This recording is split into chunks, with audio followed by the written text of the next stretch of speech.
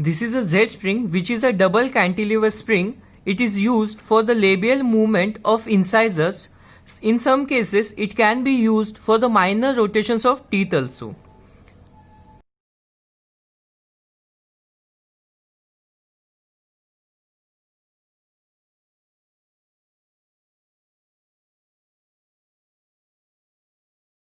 We will see the fabrication of Z spring. First of all, take a piece of 23 gauge stainless steel wire. Now we have to straighten the wire so whatever stresses are there will be relieved.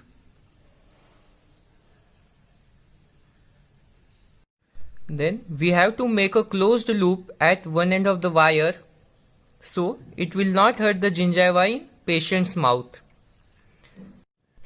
Press this loop between the prongs of a pliers so it doesn't hurt the gingiva. Here we are fabricating the Z spring on two maxillary central incisors. So while marking the length of active arm, mark it from the distal surface of right maxillary central incisor to the distal surface of left maxillary central incisor, just above the cingulum of the teeth. Hold the wire tightly at the point of a marking and form the helix.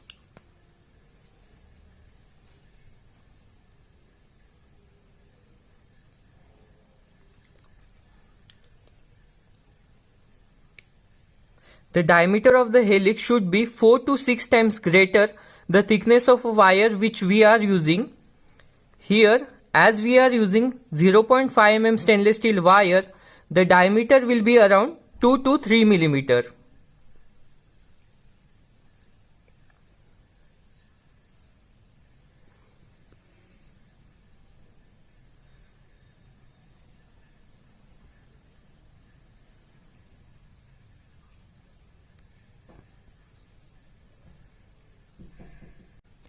Make sure that both the arms are parallel to each other and the helix should be below the active arm. We have to mark a second point for the second helix.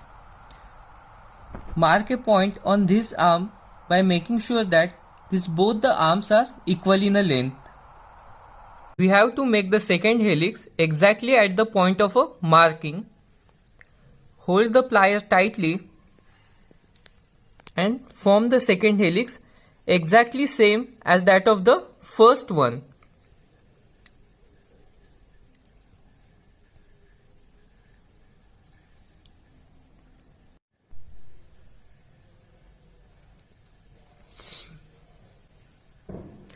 Hold the plier tightly so the wire will not slip.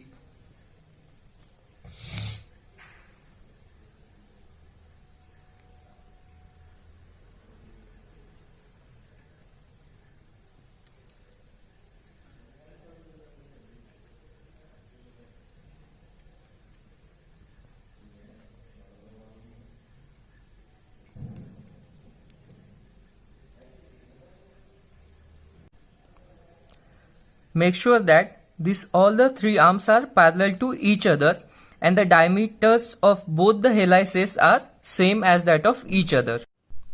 The spring should be held at a 90-degree angle to the tooth surface exactly above the cingulum. Now mark the point at the middle of a retentive arm. Place a 90-degree bend at the point of a marking.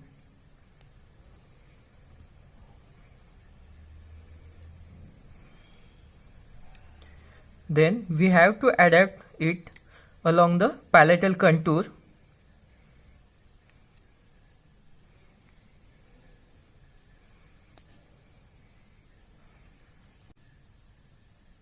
Then at the tip of a retentive arm, we have to place a retentive loop.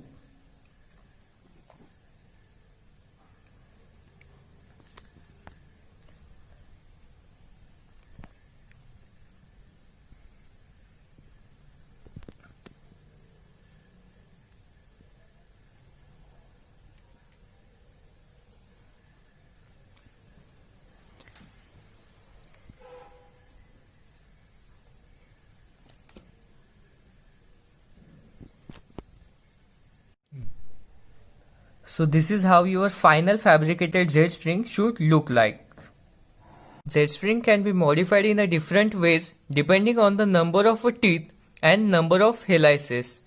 This is a Z-spring with a single helix in which the helix is given at the center of a retentive arm.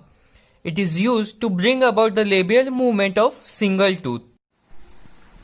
Now we will see the activation of a Z-spring. This is an acrylized plate in which Z-spring fabricated on a 2 maxillary central incisors is incorporated.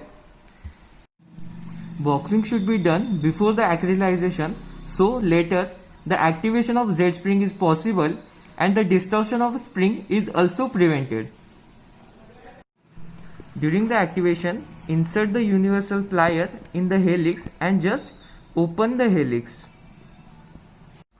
While doing so, the active arm may be dislodged to one side only, and that can bring about the unwanted rotational movement of the tooth.